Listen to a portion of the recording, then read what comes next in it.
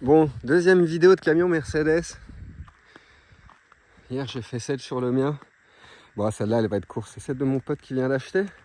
C'est marrant parce qu'aujourd'hui là-bas il y a un autre pote qui arrive avec son 609, c'est le camion que je parlais hier. Donc pour le coup, ça c'est un modèle qui est très courant aussi, le MB100, MB140. Il y a les 100 et les 140. Je les connais pas ces petits vannes. Je pense qu'il y a deux types de moteurs différents. Bon, celui-là il est vieux, hein. Il a de l'âge un petit peu.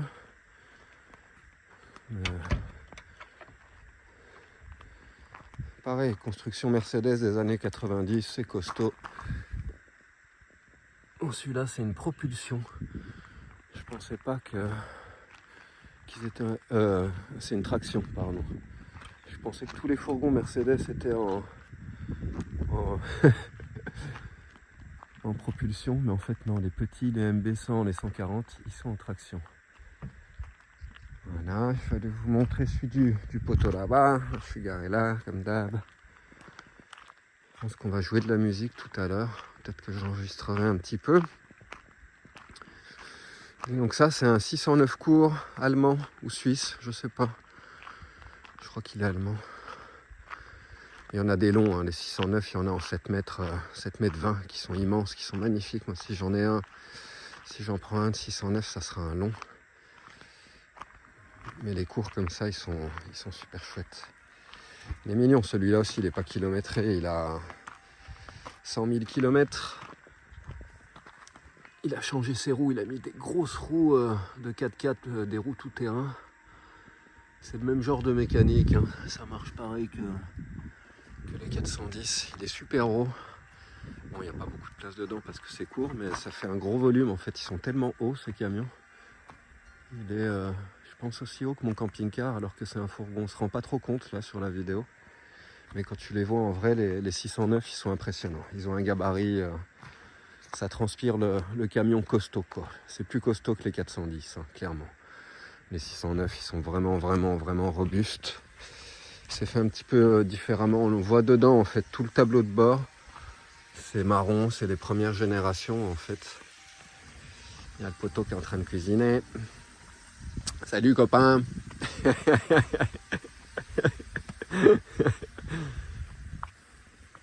Et donc, ouais, c'est vraiment des très beaux camions. Il a le Starlink sur le toit pour se connecter au satellite de Tesla. Ça, j'en veux pas, je me connecte au téléphone. Waouh, il a vraiment une bonne bouille ce camion. La face avant, elle est magnifique. Ils sont vraiment chouettes. J'adore les 609. Et à chaque fois que je cherche un camping-car, ben, soit ils sont mal foutus dedans, soit trop chers, soit j'ai du mal à en trouver des longs qui ont été bien aménagés aussi. Enfin, il y a souvent quelque chose avec les 609 qui fait que ben, à chaque fois, je n'ai pas pu en avoir. Et voilà, joli camion. Construit par les Allemands à cette époque-là. Pendant toute une époque, dans les années 80-90, l'armée allemande, bonjour, ils se servaient de ces camions. Pas pour rien, ça passe partout. Enfin voilà, joli véhicule. Je vais laisser le copain tranquille parce qu'il doit passer un coup de fil. Il est en train de cuisiner. Je vais aller poser les affaires au camion. J'étais à la plage, je me suis baigné aujourd'hui, il faisait bon. Ouais, il fait encore bon. Là, je suis en tongs. Bon, la mer était fraîche, hein. Tu restes pas, je fais 20 mètres. Le temps de me mouiller les cheveux, le corps, etc. Je repique une tête après et puis je ressors directement. Voilà.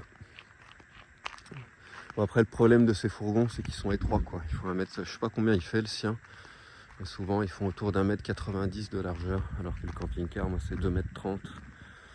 Donc ça fait un volume... tu vois la différence, quoi. Mais il y a des 609, comme je vous dis, qui font pratiquement la même longueur que le mien, en fait, quoi. Il y en a des comme ça. C'est vraiment des gros camions, ils sont vraiment chouettes. Ça, tu peux y aller les yeux fermés. Puis MB 140, ben on verra à l'usure, hein. Celui-là, il a déjà bien tourné. Je crois qu'il a 300 000 km au compteur, 330 000.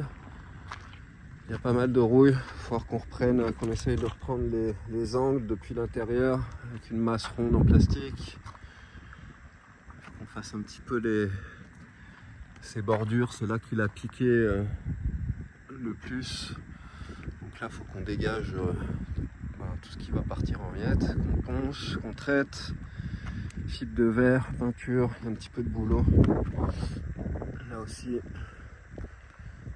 de quoi s'amuser un petit peu. C'est un van qui n'était pas utilisé depuis un moment, donc remise en route, quoi. Il va falloir qu'il fasse un petit peu tous les filtres. Il y a plein de petites choses à faire dessus, il y a plein de bricoles. Bon, puis Elvis, c'est pas comme dans mon camion, c'est un grand bordélique, tu vois. Souvent les gens quand ils rentrent dans mon camion font putain t'as organisé, c'est propre, c'est clean. C'est vrai que souvent les gens qui vivent en van, ouais, c'est souvent comme ça. Enfin voilà quoi, je vais récupérer ma guitare. Tadam, padam, padam. Ça va être l'heure de cuisiner. Je sais pas si Elvis va rester dans le coin ce soir ou pas. Parce qu'il a une infection, il a comme des espèces de boules qui sortent sous la peau et ça lui fait des boules infectieuses comme ça. C'est une maladie génétique apparemment, mais qui est provoquée par des trucs extérieurs aussi. C'est super bizarre son truc. Et ça fait maintenant 2 ans qu'il est super emmerdé avec ça. Là, il revient de l'hôpital. Il m'a laissé son toutou aujourd'hui. Et donc il sait pas s'il va y rester, ce qu'il va aller se doucher. Et puis là, on est un peu exposé. Lui, il se douche à l'extérieur, donc il aime pas trop faire ces trucs ça là. Mais bon, c'est dommage parce qu'on va jouer avec le poteau là-bas tout à l'heure. On va faire de la musique. Enfin, voilà. Tidim. Bon allez, c'est parti, je me rentre. Bonne soirée à tout le monde. Si toi aussi tu as envie de participer à la création de cette chaîne, sache que ce canal survit grâce à vos donations. C'est ce qui permet à cette chaîne d'exister, c'est ce qui me permet de vous donner toute ma musique gratuitement. Toute mon œuvre musicale à la guitare, elle est en écoute libre sur YouTube, sans publicité, donc je ne suis pas rémunéré pour toute la musique. Et je tiens à ce que ça reste comme ça, puisque c'est des sessions qui sont souvent longues, de 40 minutes, 1 heure, 1 heure et demie. Donc pour que l'écoute reste libre et agréable pour tout le monde, je ne mets pas de pub et donc je ne suis pas rémunéré. Donc vos donations sont vraiment fondamentales pour que cette chaîne puisse continuer à exister et que je puisse continuer à l'alimenter en contenu gratuit et surtout continuer à partager toute ma musique avec vous sans publicité, sans interruption. Voilà, donc si toi aussi tu as envie de participer, il y a un petit lien dans la description de la vidéo. C'est un lien PayPal.me, donc tu as juste à cliquer dessus, ça te renvoie sur mon compte PayPal. C'est très simple, ça se fait en 5 minutes. Et non seulement ça fait plaisir, c'est très utile. Et je le rappelle encore une fois, ça permet à cette chaîne d'exister, de survivre et de continuer à grandir. Alors si tu le peux, si tu le veux, si tu en as les moyens, n'hésite pas, ça sera vraiment le bienvenu. Merci à toi et bonne soirée. Ciao.